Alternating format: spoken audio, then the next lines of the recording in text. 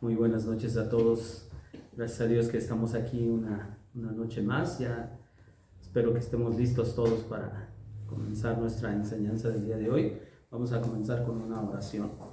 Padre, en el nombre de Jesús te honramos y te adoramos, Señor. Te agradecemos la oportunidad que tú nos das de poder estar aquí, Señor. Queremos, oh Dios, pedirte que nos ayudes a entender tu palabra, que cada día, Señor, vivamos de acuerdo a tu palabra, Señor. Abre nuestro entendimiento, Señor, y danos sabiduría, Señor, y danos tu gracia para poder vivir de acuerdo a tu palabra, Señor. Tú recibas honra y gloria en el nombre de Jesús. Amén. Bueno, pues hace 8 días empezamos con mejor dicho, al final hicimos una pequeña introducción al tema de la historia de la iglesia. Y todos los datos de algún modo los vamos a estar pasando aquí en la pantalla.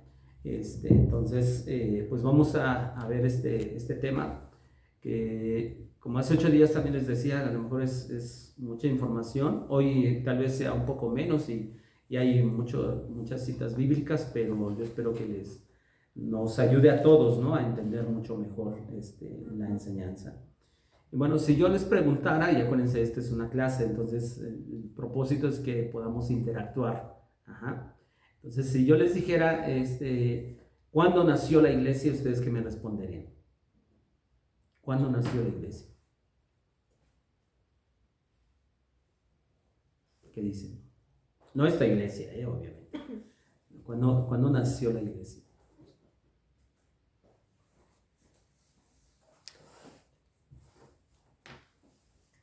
¿Saben?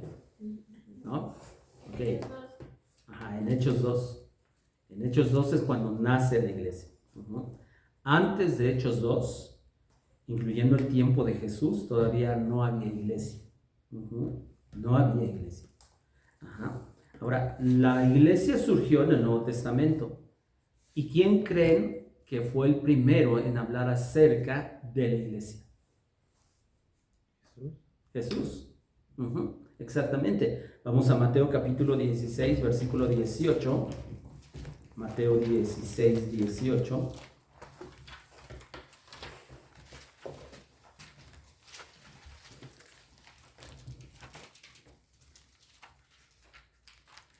Y este versículo es clave para lo que vamos a estudiar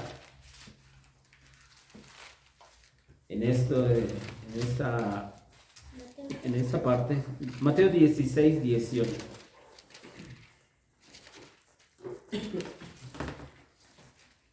Este versículo es clave para lo que vamos a estudiar durante este tema de historia de la iglesia. ¿Alguien lo tiene? Mateo 16, 18. ¿Sí? ¿Quién lo quiere leer en voz alta, por favor? Y yo también te digo que tú eres Pedro, y sobre esta roca edificaré mi iglesia, y las puertas del Hades no prevalecerán contra ella. Así es.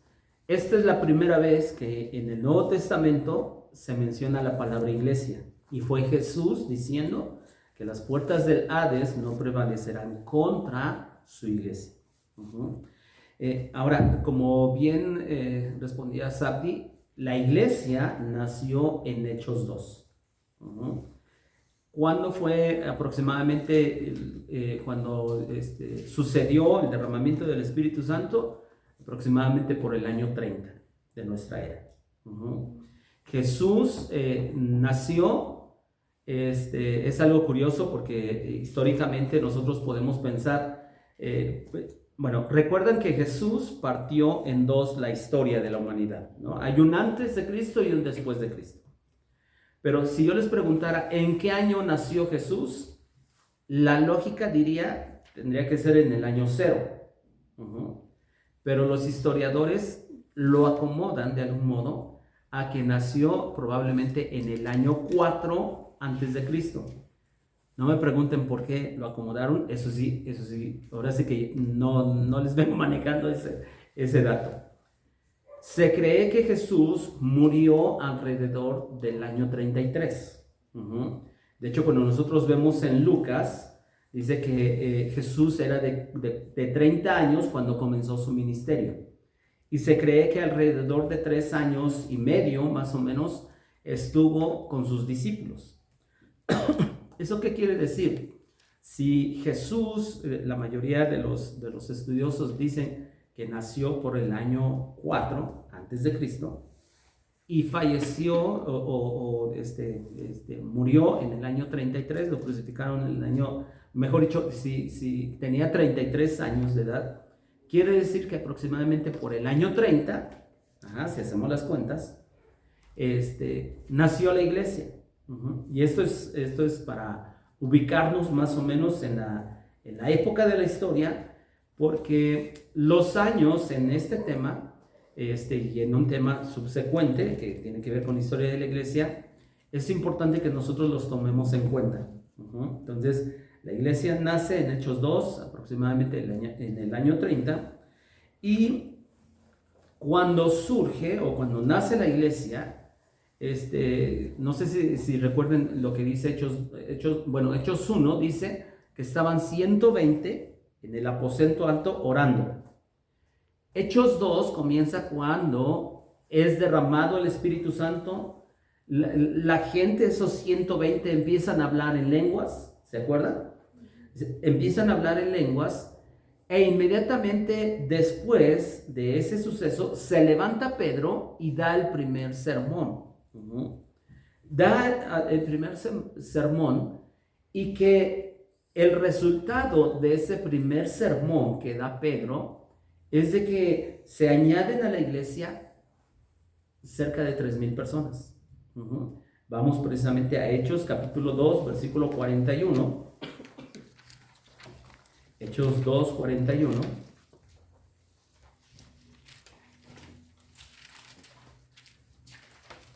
¿Lo tienes, Emanuel? Sí. ¿Puedes leer en voz alta, Emanuel? Por favor. Sí, hasta acá. El 41 y luego el 47 nada más. Ese día unas 3,000 personas creyeron en el mensaje de Pedro.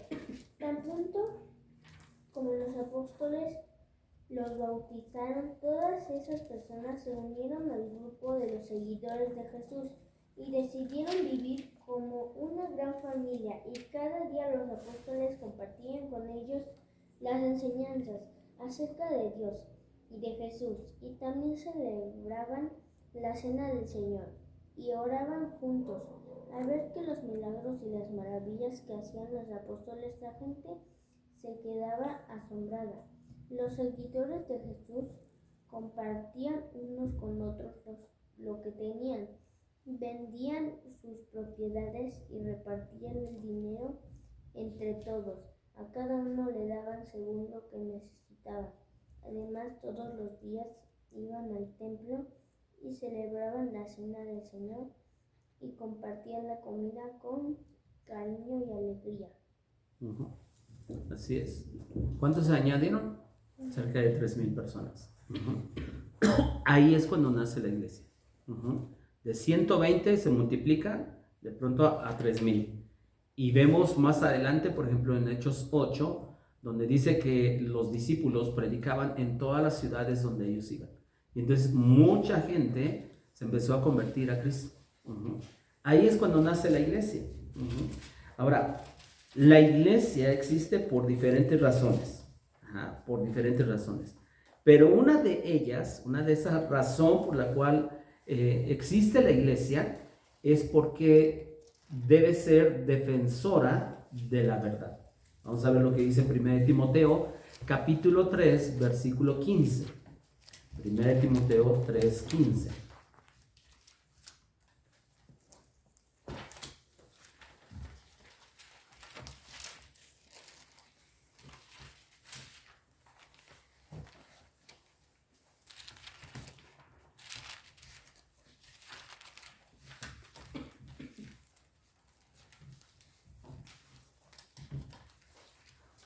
¿Quién ya lo tiene?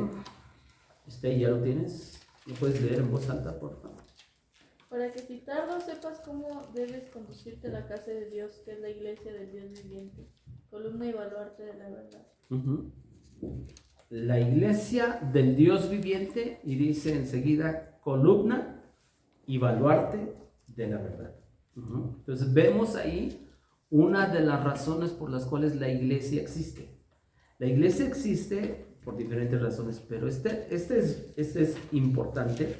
De hecho, este mismo versículo al final, en la Biblia, en lenguaje sencillo, dice, la iglesia sostiene y defiende la verdad. Ahora, es precisamente la verdad la que ha sido atacada a lo largo de la historia, la verdad de la palabra de Dios. Y la iglesia, sí, una de las razones es que debe defender la verdad. La iglesia, cada vez que de pronto surge un ataque en contra de la verdad, la iglesia tiene que levantar la voz. Eso es lo que nosotros tenemos que hacer. Y la verdad, ¿quién dijo que era la verdad? Jesús. Jesús dijo, yo soy el camino, la verdad y la vida.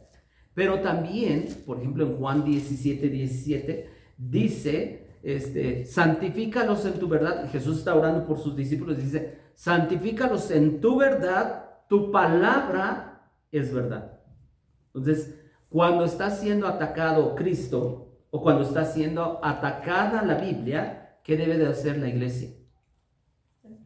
Defenderla. Defender la verdad. No nos podemos quedar callados. Y no que nosotros seamos contenciosos. Estamos simple y sencillamente tomando nuestra responsabilidad de ser columna y baluarte de la verdad. Ahora, ¿se acuerdan que, por ejemplo, dijimos que Pablo, cuando se estaba despidiendo en Hechos 20 de algunos hermanos, y que él dice, yo sé que ya pronto ya no voy a estar con ustedes, pero sé que algunos vendrán de fuera y otros se levantarán de dentro? Y la iglesia iba a ser atacada. Y la iglesia, a lo largo de la historia, ha sobrevivido a tantos ataques. La historia nos lo enseña. Ha sobrevivido a todos los ataques y lo seguirá haciendo. Hoy por hoy el ateísmo está creciendo. Hoy por hoy hay muchas sectas, hay muchos grupos, incluso de apologistas. Yo no sé si entendemos ese término de apologista, pero apologista tiene que ver con un defensor. Un defensor, en esencia. Un defensor supuestamente de la verdad. Pero hoy por hoy, por ejemplo, hay apologistas católicos que se están levantando con todo en contra del cristianismo evangélico. O sea, el ateísmo está avanzando a pasos agigantados. Entonces, por todos lados está siendo atacada la iglesia, atacada la verdad de la palabra de Dios. Y por eso es importante que nosotros, como iglesia, conozcamos la verdad, o sea, que es la Biblia, defendamos la verdad cuando sea necesario, aún con nuestra vida misma, porque a la hora de que nosotros estemos viendo todo este tema, nos vamos a dar cuenta cómo muchas personas desde el inicio de la iglesia dieron su vida por la verdad. Y nosotros no nos podemos dar el lujo de decir, ay, no pasa nada. O sea, están hablando o blasfemando en contra de la Biblia o blasfemando en contra de Jesús, y la iglesia, bien, gracias. No.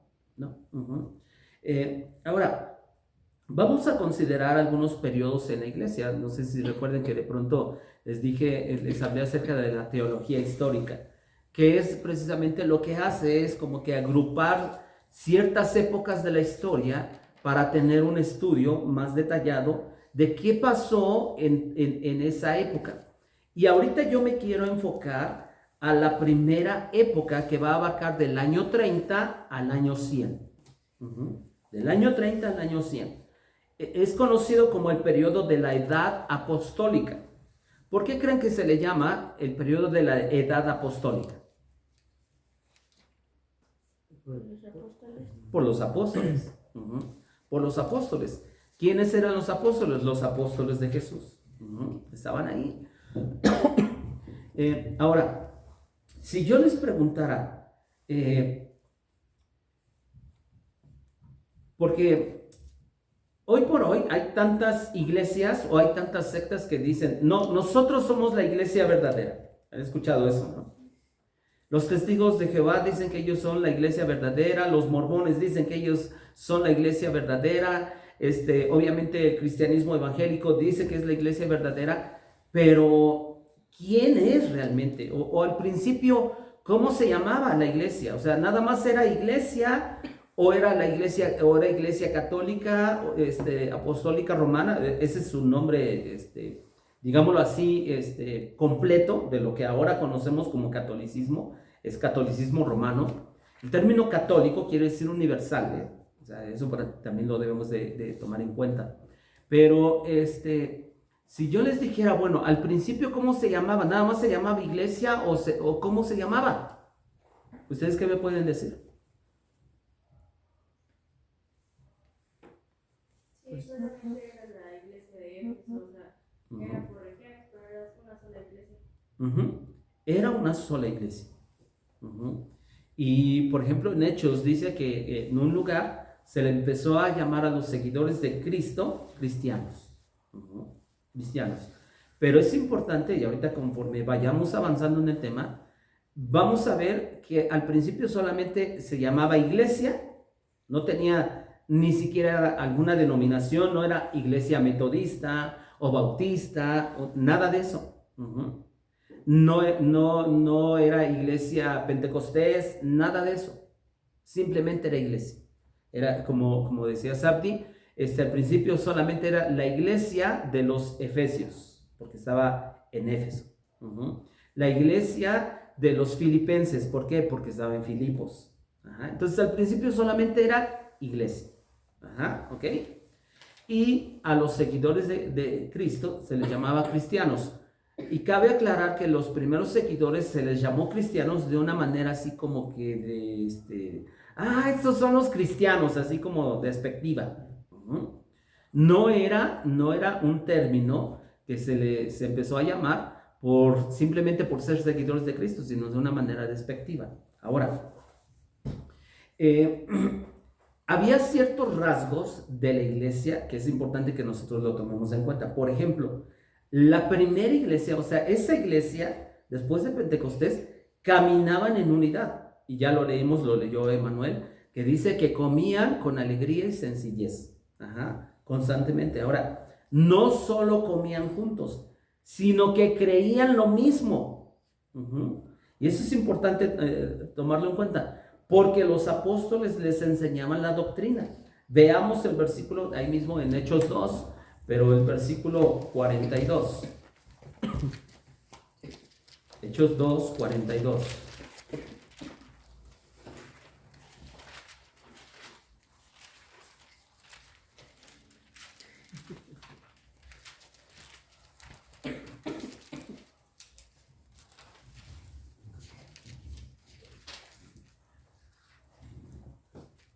Alguien que lea el 42 y otra persona que lea el 44, por favor. Yo leo el 42. Gracias. Hechos 2:42. Y perseveraban en la doctrina de los apóstoles, en la comunión unos con otros, en el partimiento del pan y en las oraciones. ¿Perseveraban en qué? En la doctrina. Versículo 44, ¿quién no lee? Todos los que habían creído estaban juntos y tenían en común todas las cosas. Al principio creían lo mismo. No habían, vuelvo a repetir, no habían denominaciones. No habían que ahora estos se llamaban fulanito de tal y no. Creían exactamente en lo mismo. Ahora, ellos, esa primera iglesia, eran muy celosos de lo que ellos creían.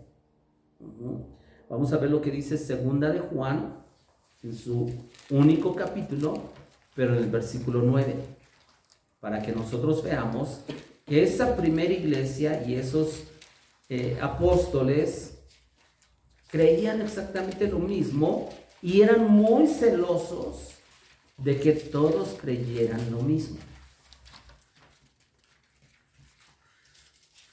Segunda de Juan 1:9.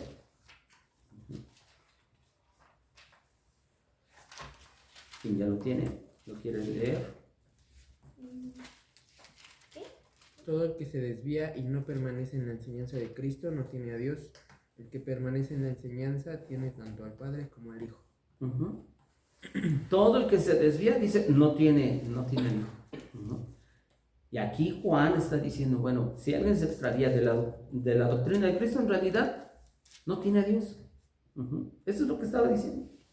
Ahora, en los inicios de la iglesia, la doctrina cristiana se sustentaba básicamente sobre 3 puntos. O sea, hoy por hoy nosotros tenemos la ventaja de tener la Biblia, de tener todo el Nuevo Testamento. Pero en ese entonces no había nada de eso. Todo lo que nosotros como iglesia creemos está aquí en la Biblia ya. Ujú. Pero en ese entonces no tenían nada. Entonces, ¿cómo fueron aprendiendo? ¿O qué era lo que predicaban? Y que todos creían igual. Se resume en 3 cosas. Número 1, Jesús es el Cristo. Número 2, la resurrección de Jesús. Número 3, la segunda venida de Cristo. O sea, si ustedes se dan cuenta, la doctrina giraba siempre en torno ¿a quién? Cristo. A Cristo. Y eso era lo que todos predicaban. Todos. Vamos a ver algunos ejemplos de eso. Por ejemplo, que se enseñaba continuamente que Jesús es el Cristo. Ahí mismo en Hechos 2:36. Hechos 2:36.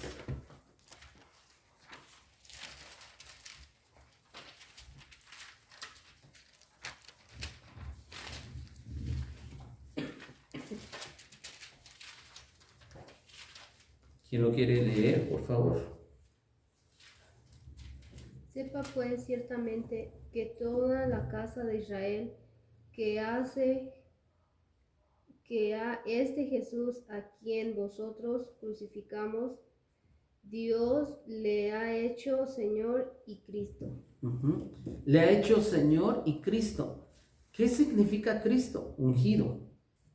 Cristo es el equivalente de Mesías del Antiguo Testamento. Uh-huh. Es exactamente lo mismo. Eso era lo que enfatizaban los discípulos a la hora de predicar, a la hora de enseñar. Jesús es el Cristo. Vamos a otro pasaje. Hechos capítulo 17, versículos 2 y 3.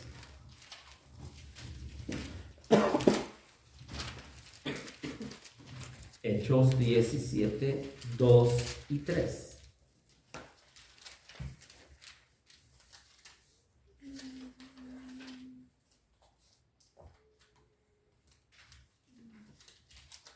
¿Alguien que lo lea? Y Pablo, según su costumbre, fue a ellos y por 3 días de reposo discutió con ellos basándose en las Escrituras, explicando y presentando evidencia de que era necesario que el Cristo padeciera y resucitara de entre los muertos, y diciendo, este Jesús a quien yo os anuncio es el Cristo. ¿Se dan cuenta? Estaban una y otra vez diciendo lo que enseñaban, Jesús es el Cristo, Jesús es el Cristo, Jesús es el Cristo. Les dije, el segundo punto en el que siempre ellos predicaban era la resurrección de Jesús. Regresemos, ahí adelantito, Hechos capítulo 17, versículo 18. Dentro de las notas que les envié a algunos en WhatsApp, ahí están todos los versículos. Para abreviar algunas cosas, vamos a ver Hechos 17, versículo 18. Dice, y algunos filósofos de los epicúreos y de los estoicos disputaban con él y unos decían, ¿qué querrá decir este palabrero? Y otros, parece que es predicador de nuevos dioses, porque les predicaba el evangelio de Jesús y ¿qué? De la resurrección. Entonces, ¿se dan cuenta? Continuamente, ellos solamente se enfocaban en esos 3 puntos, siempre estaban en esos 3 puntos. Hablaban de la segunda venida de Cristo. Vamos a 1 Tesalonicenses, capítulo 5, versículo 2.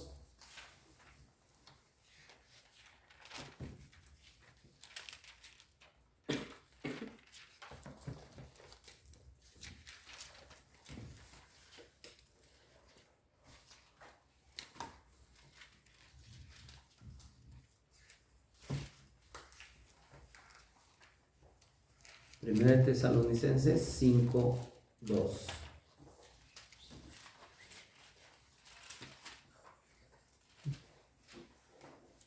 ¿Quién ya lo tiene? Porque ustedes saben perfectamente que el día del Señor vendrá así como ladrón en la noche. Ustedes saben. Pablo le está escribiendo a esa iglesia, dice, ustedes saben perfectamente. ¿Cómo lo iban a saber? Porque ya les habían enseñado. ¿Acerca de qué? De que Cristo volvería. Entonces, vemos que siempre la primera iglesia se enfocaba en esos 3 puntos. Siempre. Ahora, posteriormente, Dios usó a los apóstoles para clarificar toda la teología y toda la doctrina cristiana. ¿De qué manera? Escribiendo las cartas. Entonces, Dios usa a Pedro, a Juan, a Santiago, a Pablo, obviamente, y empiezan a escribir, y ahora tenemos esa bendición ¿de qué? De que la tenemos toda la doctrina y toda la teología está aquí.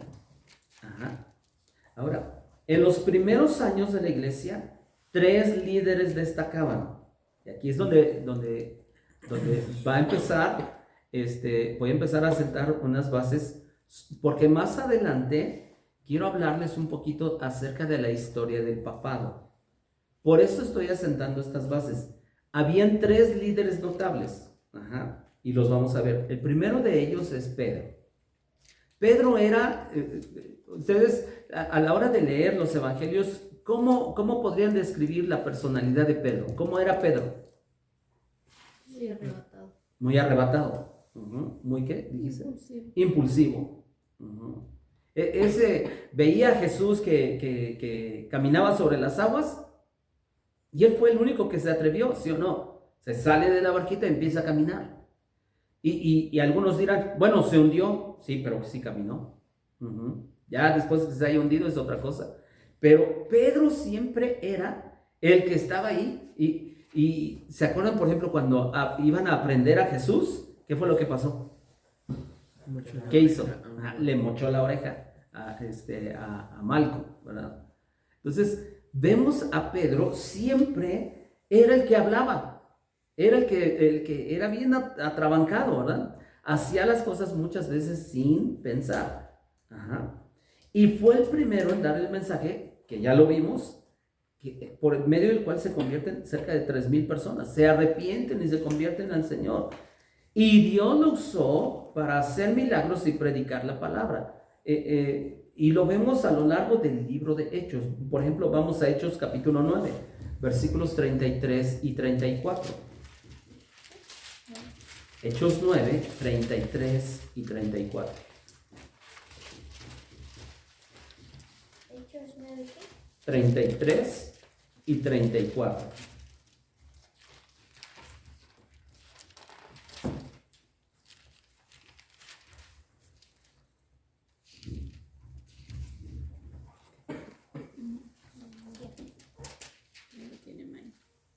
¿Lo tienes, hermano? ¿Puedes leer, por favor?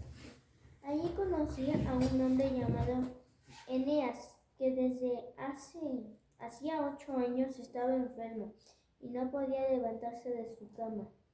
Pedro le dijo, Eneas, Jesús, el Mesías, te ha sanado. Levántate y arregla tu cama. Vemos aquí cómo Dios usó a Pedro para hacer milagros extraordinarios. Ya lo vimos, ya leímos en Hechos 2, se levanta, da un mensaje, se convierte en cerca de 3,000. Entonces vemos a Pedro como un líder distinguido de la iglesia del primer siglo. Otro líder muy reconocido, pues es el que escribió la mayoría de las cartas. ¿Quién escribió la mayoría de las cartas? Pablo. Pablo fue obviamente un líder muy notable de la iglesia del primer siglo. Y Dios lo usó precisamente para dar prácticamente toda la doctrina cristiana. Y a todas partes donde él fue, predicó a Cristo. Otro líder notable es Jacobo o Santiago, como también se conoce, quien se considera que precisamente era probablemente el líder en Jerusalén, específicamente, en la iglesia en Jerusalén. Vayamos a Hechos, capítulo 21, versículo 17 y 18. Hechos, capítulo 21, versículos 17 y 18. ¿Ya lo tienes? ¿Versículos qué? 17 y 18. ¿Quién lo lee? María. Sí, yo lo leo. Adelante. Cuando llegamos a Jerusalén, los hermanos nos recibieron con gozo. Y al día siguiente Pablo entró con nosotros a ver a Jacobo, y se hallaban reunidos todos los ancianos. ¿Dónde estaban? Sí, pero ¿en qué ciudad?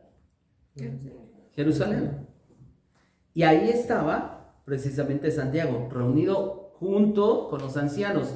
¿Quiénes eran los ancianos? ¿Una bola de viejitos? No, eran los líderes. Ajá, acuérdense, eran los líderes. Entonces, vemos a tres líderes notables: Pedro, Pablo, Jacob. También había otro líder, y vemos, él escribe el Apocalipsis, él escribe el Evangelio que lleva su nombre, él escribe 3 cartas. ¿Quién es? Juan. El apóstol Juan, que fue obviamente también un líder importante, y de hecho es el discípulo que murió al último. Algunos creen que casi cerca del año 100 de nuestra era, hasta más o menos en esa, casi al límite, es cuando muere el apóstol Juan. Ahora, al final del siglo I, toda la iglesia aceptó como doctrina cristiana la expuesta por Pablo. O sea, Dios usa a Pablo para asentar toda la doctrina cristiana. Pablo la asienta ¿en qué carta? En la carta que está dirigida a los romanos. Ahí vemos básicamente toda la doctrina cristiana en Romanos. De hecho, cuando nosotros, si quisiéramos nosotros, o sea, el creyente que quiera aprender doctrina así, bien cimentada, tiene que estudiar el libro de Romanos, la carta de los Romanos. Y ahora, es una carta sumamente profunda. Y es de las cartas que es pesado, por llamarlo así, porque tiene muchísimas cosas, o sea, que aprender. Pero ahí está resumida toda la doctrina cristiana. Y ¿cómo podemos entender o cómo podemos saber que los demás apóstoles de algún modo aprobaron los escritos de Pablo, reconocieron los escritos de Pablo? Vamos a 2 de Pedro, capítulo 3, versículo 15. Si en algo se atoran, pregúntenme. Si en algo no lo entienden, pregúntenme con toda libertad. 2 de Pedro 3, 15. 15 y 16 lo vamos a leer, por favor. ¿Lo tienes usted? Por favor. Tened entendido que la paciencia de nuestro Señor es para salvación, como también nuestro amado hermano Pablo, según la sabiduría que le ha sido dada, os ha escrito, casi en todas sus epístolas, hablando en ellas de estas cosas, entre las cuales hay algunas difíciles de entender, las cuales los indoctos e inconstantes tuercen, como también las otras escrituras para su propia perdición. ¿Qué está haciendo Pedro? Reconociendo los escritos de Pablo. Y dice, la verdad es que hay algunas cosas difíciles de entender.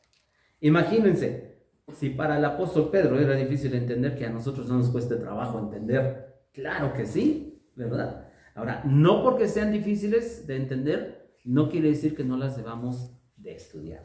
Entonces, eso es lo importante. Ahora, hubo épocas que la iglesia sufrió persecución de manera despiadada por los emperadores romanos. Por ejemplo, por Nerón en el año 68. Y que posteriormente en el año 70, ¿se acuerdan qué pasó en el año 70? ¿Alguien sabe qué pasó en el año 70? La destrucción del templo, ¿no? La destrucción del templo. La destrucción del templo. ¿Quién ordenó todo eso? Ese emperador Nerón. Y hubo otro, también muy despiadado en ese primer siglo, uno que se llamaba Domiciano, que él estuvo de emperador del año 90 al año 95.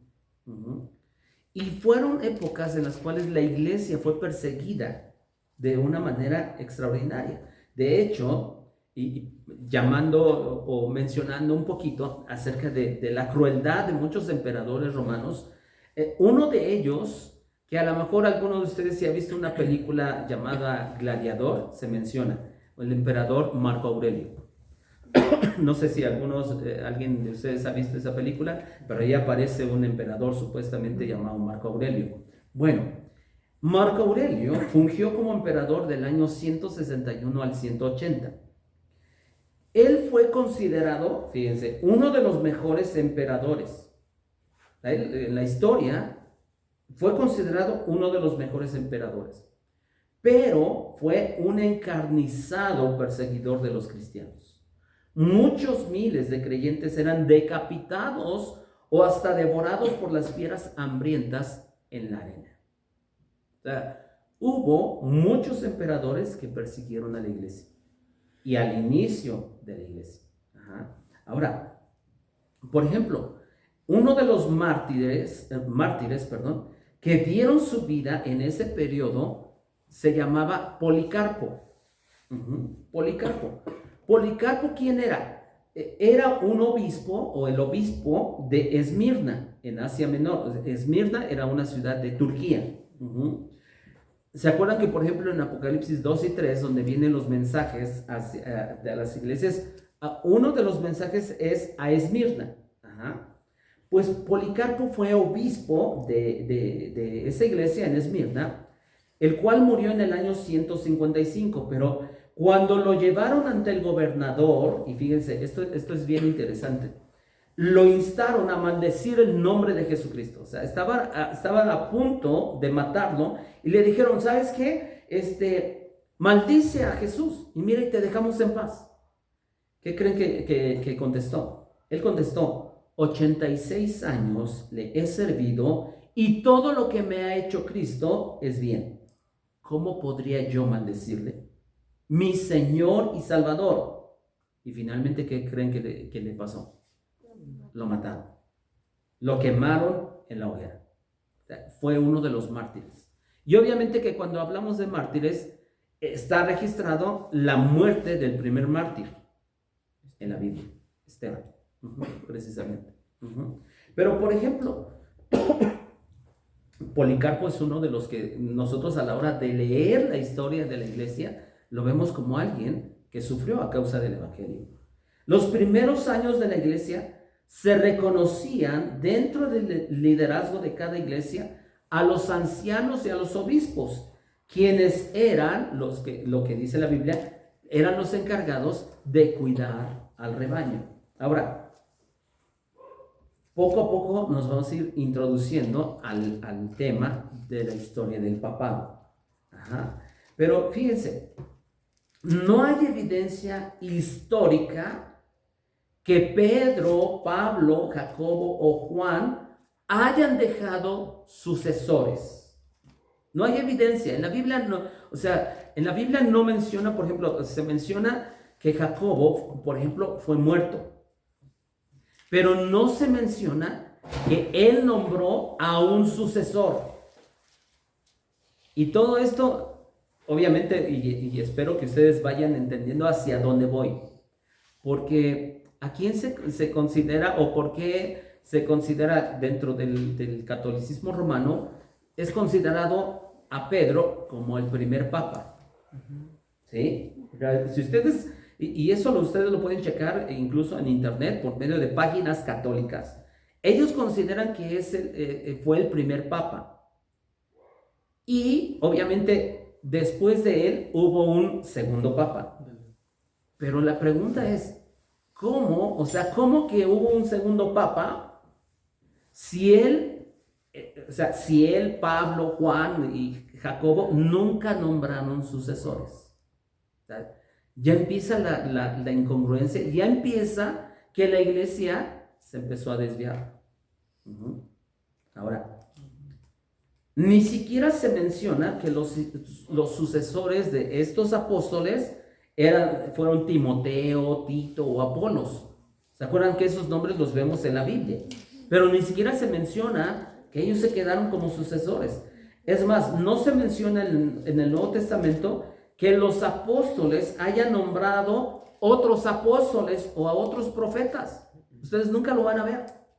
Si ustedes ven solamente, por ejemplo, en Hechos 13, en Hechos 13 se registra que fueron enviados Pablo y algunos otros, fueron enviados, pero cuando los enviaron solamente impusieron las manos sobre ellos y oraron por ellos. Ojo, esto es importante también tomarlo en cuenta, porque no vemos en el Nuevo Testamento que los apóstoles siquiera hayan ungido pastores. Hoy es bien común que ¿qué? Es que ya lo nombraron pastor, y entonces cuando lo nombran pastor, ¿qué es lo que hacen? Lo ungen. La pregunta es, ¿de dónde sacaron eso? ¿De dónde sacaron eso? A los pastores, o sea, no hay un registro bíblico que a un pastor lo hayan ungido. En Antiguo Testamento se ungían ¿a quiénes? A los reyes y ¿a quién más? A los sacerdotes. Eran a los únicos a los cuales se les ungía. De ahí en fuera, en el Nuevo Testamento no existe un registro de que se debían de ungir a pastores. Hoy vemos en iglesias donde se ungen pastores. ¿De dónde lo sacaron? No vemos en la Biblia que los apóstoles de Jesús hayan nombrado sucesores, o sea, hayan dicho, ahora tú vas a ser el apóstol de tal ciudad. No lo hay. No nombraron tampoco profetas. No los hay. Lo que sí hay evidencia es de que se nombraban ancianos. Pero se nombraban, no se ungían. Son cosas diferentes. Y eso lo podemos ver claramente en la Escritura. Ahora, vamos a adentrarnos, y solamente voy a entrar a la introducción acerca de la historia del papado. La Iglesia Católica, como hace un rato les mencionaba, la Iglesia Católica reconoce a Pedro como el primer papa, supuestamente por la declaración que leímos. Si se acuerdan, ¿cuál fue el primer versículo que leímos ahorita en esta enseñanza? ¿Se acuerdan? Mateo 16, 18. Vamos allá precisamente. Mateo capítulo 16, versículo 18.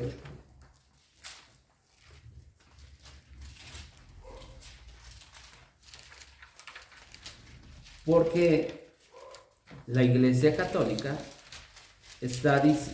ellos aseguran que aquí Jesús le dijo que él era sobre el que iba a sentarse las bases de la iglesia.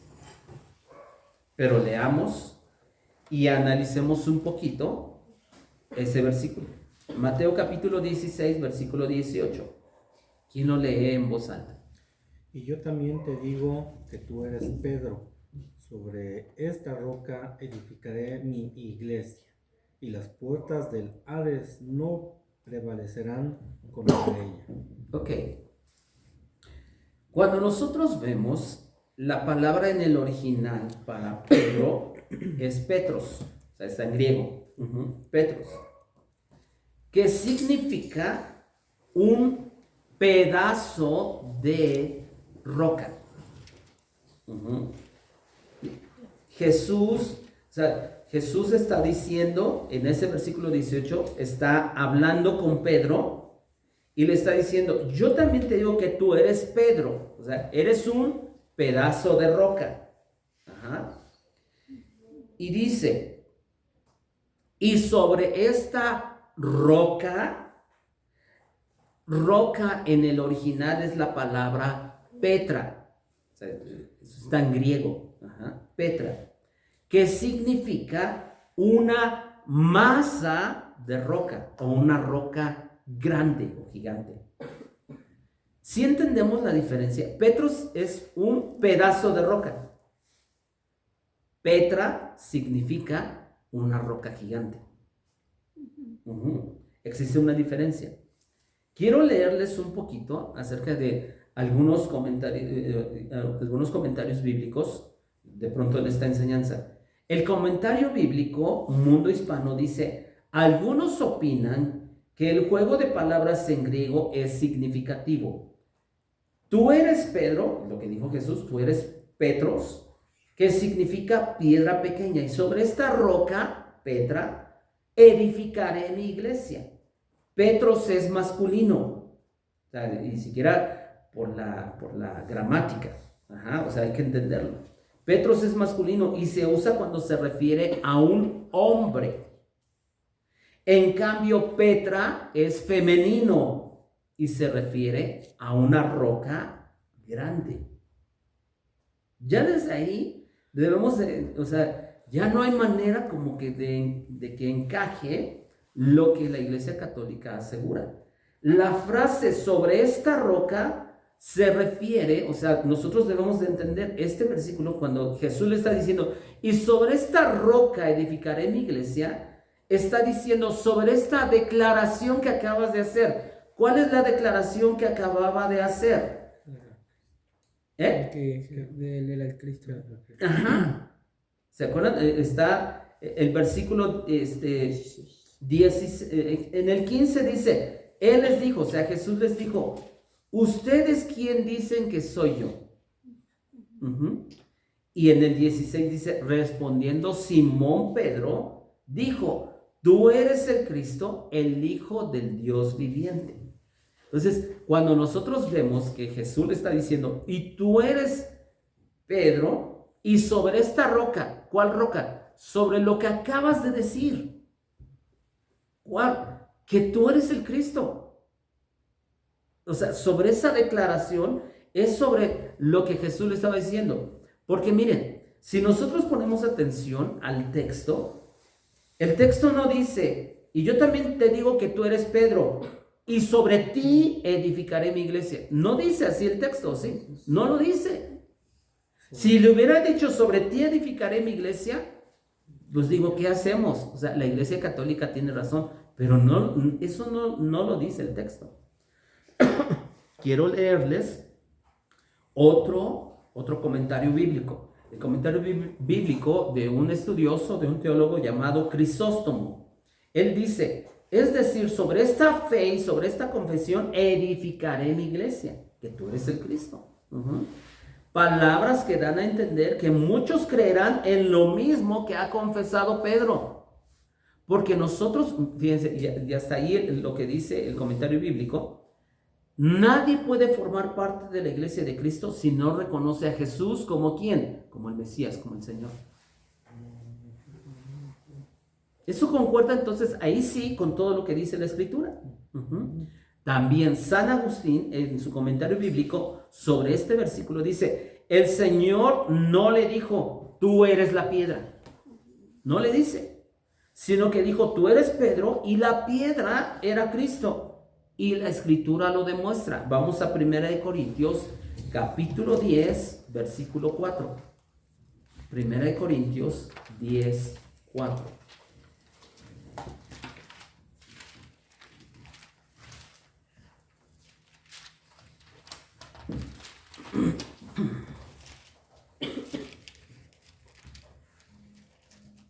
¿Quién gusta leerlo? ¿Corintios qué? Corintios 10, 4, primera. Y todos bebieron la misma bebida espiritual, porque bebían de la roca espiritual que los seguía, y la roca era Cristo. La roca era Cristo. Entonces, ¿cómo es de que la Iglesia Católica quiere forzar el pasaje para que diga que Pedro era la roca que Jesús le estaba diciendo? No hay manera. Porque este versículo lo dice, la roca era ¿quién? Cristo. Ahora, nada más porque está mencionando de ese pasaje, no. Está afirmando que la roca es Cristo. Esa roca gigante.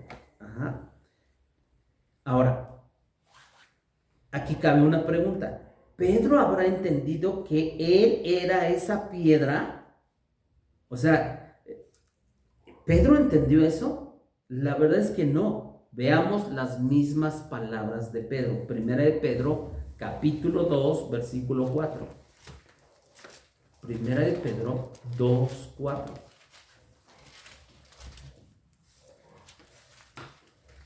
Vamos a leer del 4 al 8. Aquí.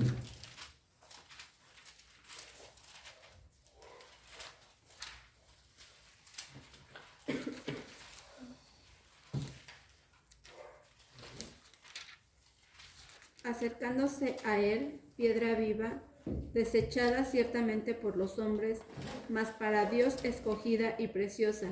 Ustedes también, como piedras vivas, sean edificados como casa espiritual y sacerdocio santo para ofrecer sacrificios espirituales aceptables a Dios por medio de Jesucristo, por lo cual también contiene la Escritura. He aquí, pongo en Sión la principal piedra del ángulo, escogida, preciosa, y el que creyere en él no será avergonzado.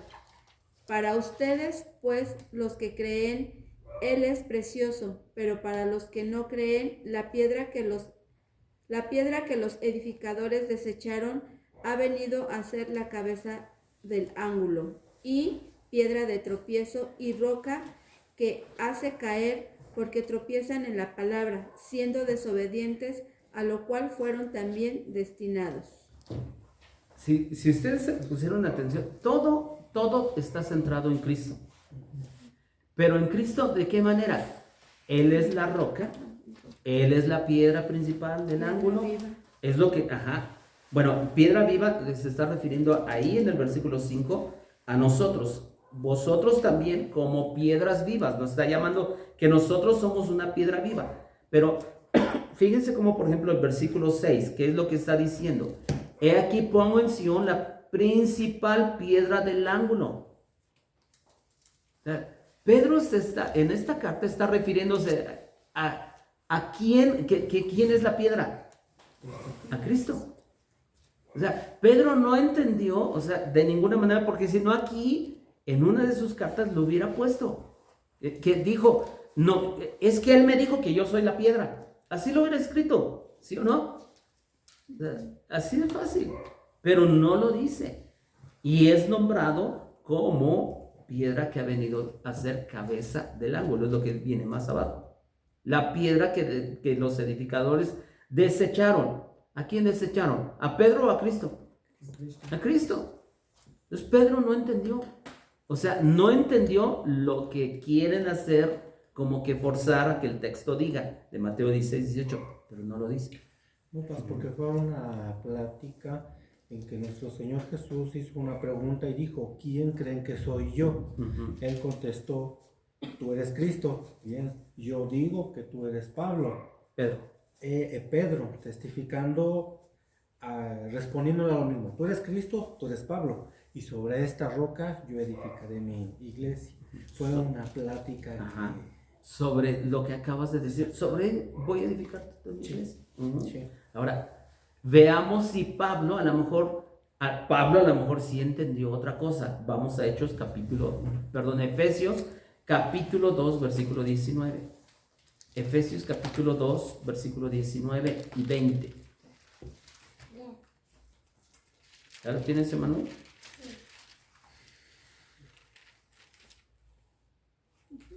¿Puedes leer en voz alta? Sí, hasta cuál. 19 y 20. Por eso, ante Dios, ustedes ya no son extranjeros, al contrario, ahora forman parte de su pueblo y tienen todos los derechos ahora. Son de la familia de Dios. Todos los miembros de la iglesia son como un edificio, el cual está construido sobre la enseñanza de los apóstoles y los profetas. En ese edificio Jesucristo es la piedra principal. ¿Quién es la piedra principal? Cristo. O sea, la Biblia, el Nuevo Testamento, de ninguna manera da siquiera alguna señal de que Pedro era el fundamento. No hay manera. La Biblia no. O sea, la Biblia dice claramente que somos edificados sobre el fundamento, que son los apóstoles y los profetas. Ajá. Ellos pusieron el fundamento, pero la principal piedra es Cristo. Ujú.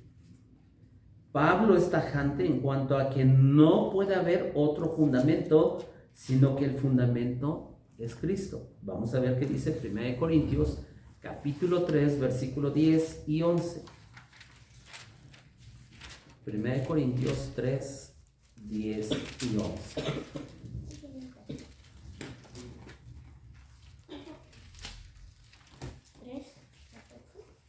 3, 10 y 11.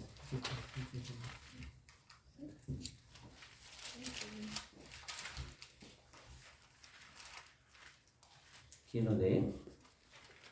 Conforme a la gracia de Dios que me ha sido dada, yo como perito arquitecto puse el fundamento y otro edifica encima, pero cada uno mire cómo sobreedifica, porque nadie puede poner otro fundamento que el que está puesto, el cual es Jesucristo.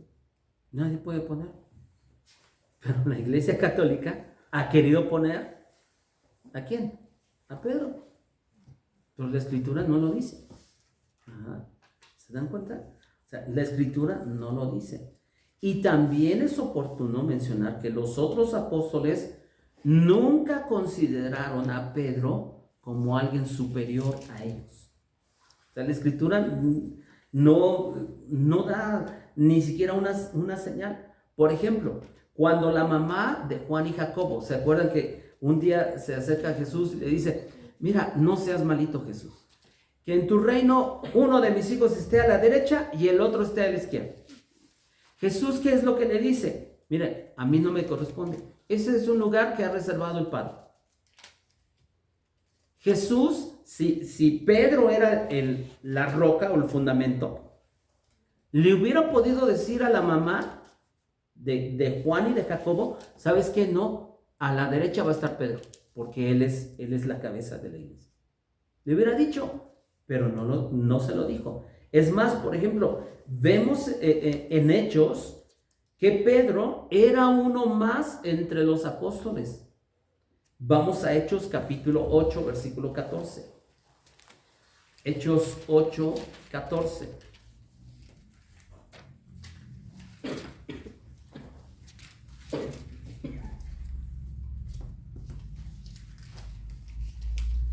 Aquí vamos a empezar a ver cómo los apóstoles trataron a Pedro como uno más. ¿Lo tienes, Stey? 8:14. Cuando los apóstoles que estaban en Jerusalén oyeron que Samaria había recibido la palabra de Dios, enviaron allá a Pedro y a Juan. ¿Cómo que enviaron a Pedro y a Juan?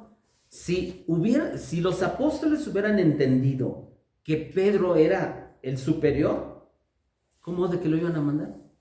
Es como si Stacy de pronto le dijera a su papá: ¿sabes qué, papá? Te vas para allá, te vas para acá. No, espérame. El papá es la autoridad. Y aquí vemos en Hechos cómo es de que Pedro era uno más, porque se reúnen y ¿sabes qué, Pedro? O sea, en esta ocasión a Pedro y a Juan le dijeron: ok, tú y tú se van para allá, se van para Samaria, porque era tratado como uno más. ¿Se dan cuenta? Luego, por ejemplo, en Hechos 15, vamos a Hechos 15, nos habla, no sé si se acuerdan, nos habla del primer concilio. ¿Se acuerdan que había un problema, que querían judaizar a la iglesia, que querían que los nuevos creyentes cumplieran la ley de Moisés? ¿Se acuerdan? Que lo vimos incluso en una de estas enseñanzas. Sin embargo, quien da las conclusiones, o sea, a lo que llegaron después de que se juntaron para ver sobre eso, no fue Pedro, sino ¿quién fue? Jacobo. Porque, por ejemplo, versículo...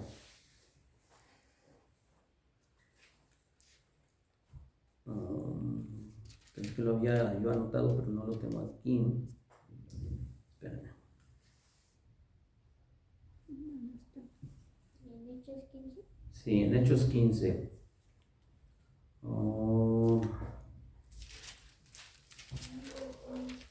Es que nada más quiero encontrar el versículo. El 13 no es. Ajá, el 13, ¿qué es lo que dice? Y cuando ellos callaron, Jacobo respondió diciendo: varones hermanos, óiganme. Simón ha contado cómo Dios visitó por primera vez a los gentiles para tomar de ellos pueblo para su nombre. Y luego menciona una parte de la escritura. Pero, ¿quién está hablando? Jacobo. Versículo 19. Por lo cual yo juzgo que no se inquiete a los gentiles que se convierten a Dios, sino que se les escriba que se aparten de las contaminaciones de los ídolos, de fornicación, de ahogado y de sangre. ¿Quién habló? Jacobo. ¿Por qué? Porque él era el líder, se cree que él fue el pastor de la iglesia en Jerusalén. Si los apóstoles hubieran entendido que Pedro, o sea, que Jesús nombró a Pedro como cabeza o como líder de todos, Jacobo le faltó el respeto. Pero no es así. O incluso Pablo cuando lo reprendió, ¿no? Ajá.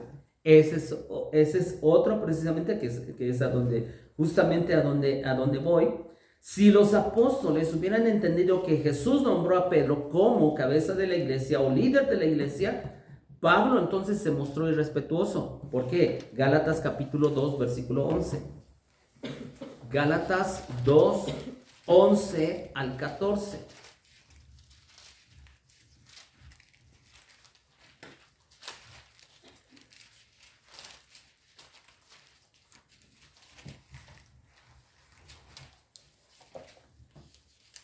Esto lo está escribiendo o lo escribió el apóstol Pablo. ¿Se acuerdan? Gálatas 2, 11 al 14.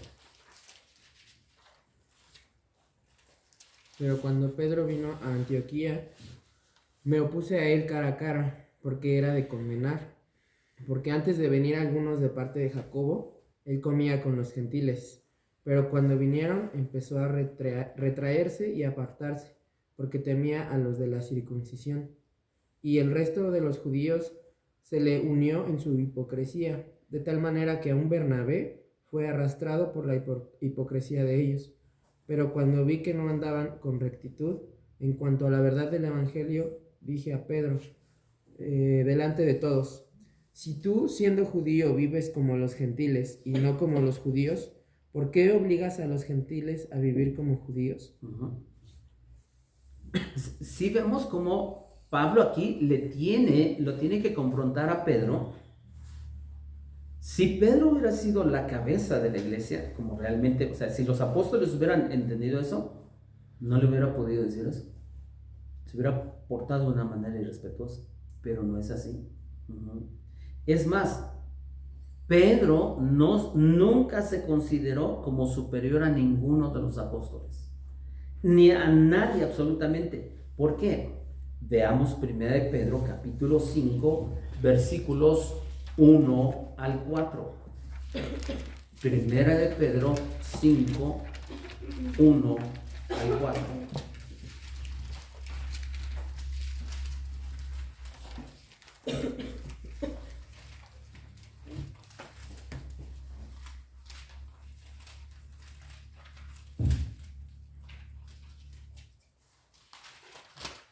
¿Lo tienen? Sí. ¿Quién lo lee?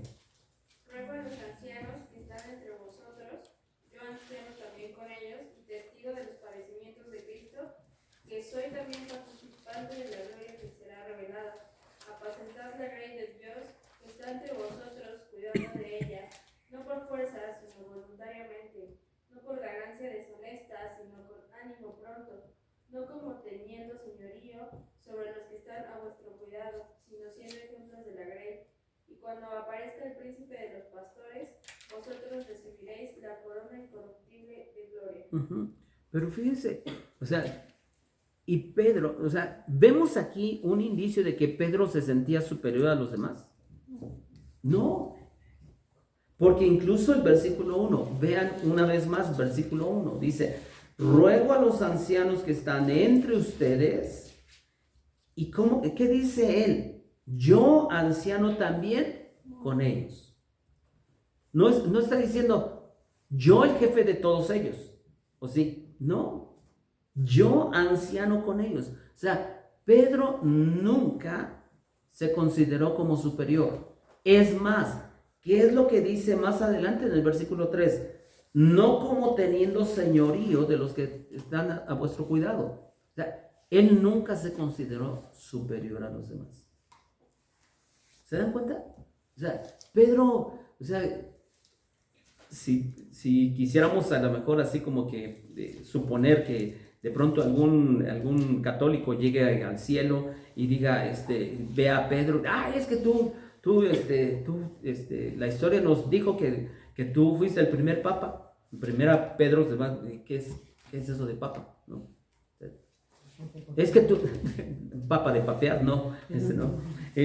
O sea, Pedro ni por acá. Ajá. ¿Por qué? Porque la Biblia nunca afirmó tal cosa. Según la Iglesia Católica Romana, asegura que Pedro ejerció el cargo de obispo en la Iglesia de Roma por 25 años.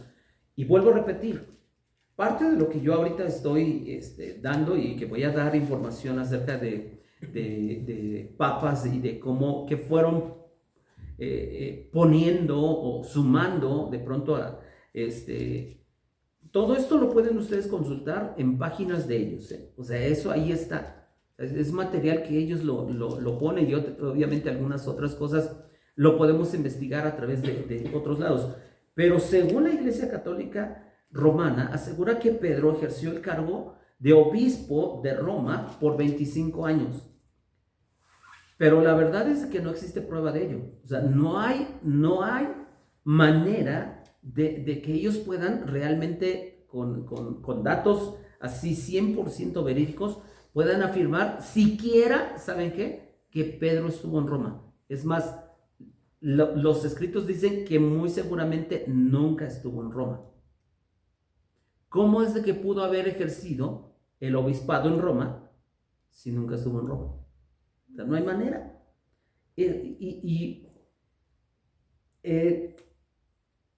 Todo lo que afirma la Iglesia Católica acerca del pontificado de Pedro en Roma se basa, fíjense, en una tradición posterior en 120 años después de la muerte de Pedro. O sea, 120 años después, de pronto empezaron a afirmar, Pedro estuvo en Roma. Y hay algunos que dicen que probablemente Pedro y Pablo murieron en Roma, pero no hay manera de llegar a esa conclusión con datos reales. No hay pruebas. Sí, no hay pruebas. Absolutamente no hay pruebas. Quiero terminar.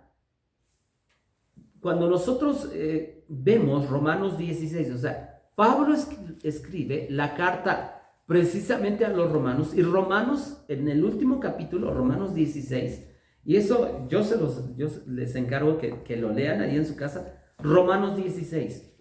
Fíjense, porque Pablo manda saludos a varios hermanos, a varios colaboradores, y están ahí, que servían en la iglesia en Roma. Sin embargo, no mandó ningún saludo al que supuestamente era el obispo de esa ciudad. O sea, no mandó saludos a Pedro. O sea, Romanos 16, por ejemplo, dice, saludos a Febe, que es diaconisa. Saludos a tal, o sea, y ahí vienen como 20 y tantos nombres que Pablo saluda, porque Pablo sabe que están en Roma, ellos están sirviendo en Roma, todos ellos que mencionan, pero no mandó a saludar a Pedro. Qué irrespetuoso Pablo, ¿no? Porque si era el líder Pedro y estaba ¿por qué nunca lo mandó a saludar? Entonces, uno se pregunta, o sea, ese tipo de cosas, dice uno, pues no hay evidencia bíblica ni histórica, no hay pruebas, como nos decía Manuel, no hay pruebas para afirmar que Pedro ejerció un obispado y ni siquiera que estuvo en Roma. Entonces, créanme que de aquí, o sea, si ustedes se dan cuenta, bíblicamente se puede derrumbar cualquier argumento que supuestamente Pedro es el fundamento de la iglesia. Sí, ya lo vimos. Entonces, ¿cómo ven? ¿Alguna pregunta? ¿Nada? ¿Alguna queja? Ok. Pues vamos a orar y vamos a darle gracias a Dios. Amén. Padre, te damos gracias por tu amor y fidelidad. Gracias, Señor, porque nos permites estudiar juntos tu palabra. Ayúdanos, abre nuestro entendimiento cada día. Que podamos, oh Dios, avanzar en el conocimiento tuyo. Que a ti sea la honra y la gloria, Señor. Y queremos, oh Dios, realmente no llenar nuestra cabeza solamente de información, sino ver, oh Dios, como una y otra vez tu verdad ha sido atacada, pero tu iglesia ha prevalecido y siempre prevalecerá. Aún en medio de los ataques más despiadados, la historia misma nos demuestra cómo hubo hombres y mujeres de Dios que dieron su vida a causa de la verdad, porque tu palabra es verdad, Señor. A ti sea la honra y la gloria en el nombre de Jesús. Amén. Que Dios les bendiga a todos.